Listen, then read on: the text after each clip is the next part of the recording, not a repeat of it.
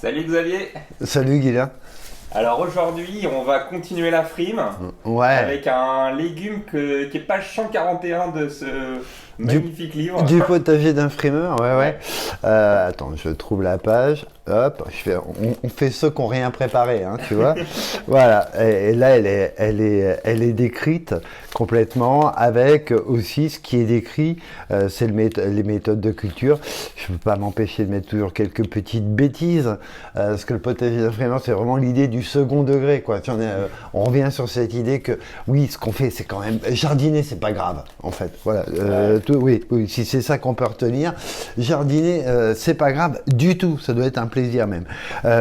Poire de terre, donc déjà, en cette époque de gestes barrières, t'as vu comment je te tiens à distance? Ah, là, tu m'approches pas. Donc, elle a déjà cet avantage-là. Ça, c'est en fait, elle est repartie un petit peu toute seule. On peut avoir des plans beaucoup plus grands. Donc, ce dont on s'aperçoit, c'est que première gelée, le feuillage noircit, hein. Et donc, il est temps de l'arracher. Donc là, je l'ai arraché pour toi, celle-là, en fait, que Alors tu ça puisses faire ressemble à quoi planter. déjà une poire de Alors, un terre? poire de terre, moi j'ai l'habitude, c'est une composée en fait, ou astéracée, c'est la même chose, c'est la même famille que le dahlia, et on va pas dire que ça ressemble, ça fait des petites fleurs un peu ridicules, hein, comme des mini tournesols, mais par contre la plante est sublime. Elle a vraiment un grand feuillage très beau. Là, je renvoie à mon bouquin parce qu'on a fait vraiment une belle photo de la plante quand elle est en feuille. Donc, c'est vraiment une très très jolie plante, assez ornementale en fait, pas pour sa fleur, mais pour ses feuilles et son port. Par contre, elle n'est pas anecdotique au niveau de la récolte, hein. Ça donne, hein. Ça donne vraiment du poids. Là où il faut faire gaffe de ne pas se planter, quand on l'arrache, en fait, c'est que elle est à l'avantage du jardinier. En fait, il y a deux parties. Il y a la partie supérieure qui est une espèce de plateau de talage, de multiplication. Et en fait, c'est ça qu'on va décrocher pour replanter. Donc là, c'est une petite, tu vois, c'est un départ quasi spontané que j'ai accompagné. Et donc, en fait, on commence par habiller la feuille. Tounk. On devrait dire déshabiller, hein, d'ailleurs, mais bon, on dit habiller. Voilà. Alors, on voit, hein, c'est ligneux, c'est dur, hein. Parce que, hop, hop, voilà. Si on farfouille un peu là-dedans, quand on la tire, on voit plein de tubercules qui pendent. Les tubercules, ils sont comme ça. En fait, c'est pas tout à fait des tubercules parce qu'il n'y a pas de dieu dormant dessus. Ça, si je le replante, il pourrit. Ah ouais. Ça pousse pas, faut pas se faire avoir. C'est pas comme les pommes de terre, c'est pas la même chose. Donc on va dire que ça c'est vraiment organe de réserve, c'est une partie tubérisée. En fait c'est ça qu'on mange. On va pas le manger maintenant parce que c'est assez aqueux en fait et on a intérêt à le garder. Et plus on va le garder, plus les sucres vont se concentrer en fait dedans. Est-ce que c'est bon la poire de terre? Moi j'ai l'habitude de dire non, pas très. C'est pas très bon. C'est honnête. Bah ouais, ouais, ouais. Par contre, la texture est absolument géniale. C'est-à-dire que ça reste croquant, ça reste frais, c'est génial à travailler cru au mois janvier, février, mars, avril, c'est vraiment super pour ça. Très bon aussi cuit dans du lait de coco, par exemple. Effectivement, si c'était une saveur très fine, comme le cerfeuil tubéreux par exemple, etc., on ne le cuirait pas dans du lait de coco. Donc là, c'est qu'on ramène quelque chose pour pouvoir profiter de cette texture incroyable. On peut la cuire pendant 10 heures, elle reste croquante. Donc on l'appelle poire de terre. Pourquoi?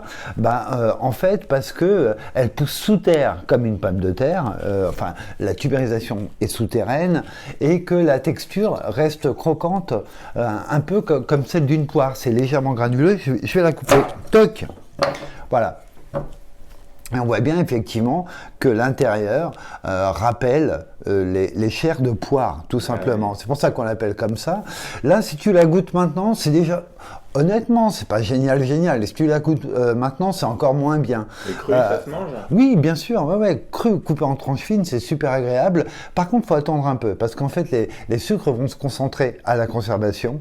Si tu la manges maintenant, c'est quand même pas mal fade. Plus tu vas attendre, plus les sucres vont être présents. un truc quand même assez exceptionnel avec la poire de terre. Donc ces tubercules qui pendent de la souche, on les garde en cave comme des pommes de terre, exactement pareil. Sauf que, voilà, vous vous rappelez, il n'y a pas d'yeux dormant dessus. Donc ça veut dire qu'on a un temps de conservation complètement dément. On arrache aux premières gelées et on peut manger, moi j'en ai mangé jusqu'au mois de juin, conservé en cave, et qui continue de s'améliorer avec la conservation. Ce qu'il ne faut pas, à mon sens, c'est les manger trop vite. Peut-être se dire qu'on peut prendre comme repère Noël, on les arrache là quand ça commence à geler, et on les mange un bon mois après. Quand c'est trop frais, c'est trop aqueux. Donc il faut vraiment le temps qu'il y ait de l'eau qui sorte des tubercules et que les sucres se concentrent. Donc on a ces tubercules qui pendent, voilà, là on les voit ici par exemple, là c'est les petits qui restent accrochés, voilà, là il y en a, les gros sont tombés à l'arrachage en fait, et donc en fait tout ça, hop, on enlève. Tous ces tubercules, et après on se casse pas la tête. Pour ceux qui ont cultivé du dahlia, en fait la poire de terre c'est exactement la même culture, c'est la même famille quand même, c'est assez proche tout ça.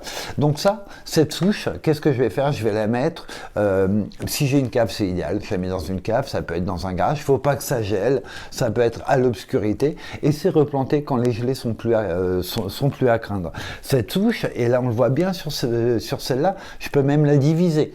Donc ça c'était une petite, mais une petite m'en a déjà donné deux, parce qu'en fait là on peut carrément, on divise, et replanter ensuite. Donc ça veut dire que en moyenne sur une souche qui est bien prévue pour, une donne 3 l'année suivante, 3, 9, etc. Donc très rapidement on en a trop. Multiplication à l'identique, et là moi j'aime bien cette idée d'autonomie. Et j'aimais bien dire, quand je vendais des poires de terre, je voulais vendre qu'une fois. Parce qu'après, théoriquement, on est censé en avoir assez rapidement trop. Donc voilà super plante. Deux choses. Le côté esthétique, c'est très très beau. Voilà, ça peut monter à 2,50 m de haut. Prévoyez la place. C'est 80 cm en tous ans, ça fait des mémères. Donc il y a un côté esthétique, mais il y a aussi, attention, en poids de tubercule, c'est plusieurs kilos. Donc, et par rapport à d'autres plantes, elle n'a pas beaucoup d'ambition, elle. Une nous en donne 3. C'est pas un topinambour, c'est pas un éléanthique qui est beaucoup plus ambitieux et qui va avoir tendance à s'installer chez nous. Donc, pour moi, elle a tous les avantages. Un autre avantage, pas de maladie, pas de ravageurs spécifiques sous nos climats. Ça veut dire pas de doryphore, pas de milieu, etc. Donc, si vous la plantez, vous la récolterez. Ça, c'est sûr. Il faut juste une terre un peu meuble, mais comme un dahlia, pareil, ça pousse pareil. Eh ben écoute, super. Alors toutes les autres infos, elles sont dans le bouquin, tous les conseils, tout ça. Et puis on vous invite à l'acheter, à l'offrir, à le partager. Vous likez, vous partagez la vidéo, et on se retrouve bientôt. Eh ben ça marche, avec plaisir. Salut.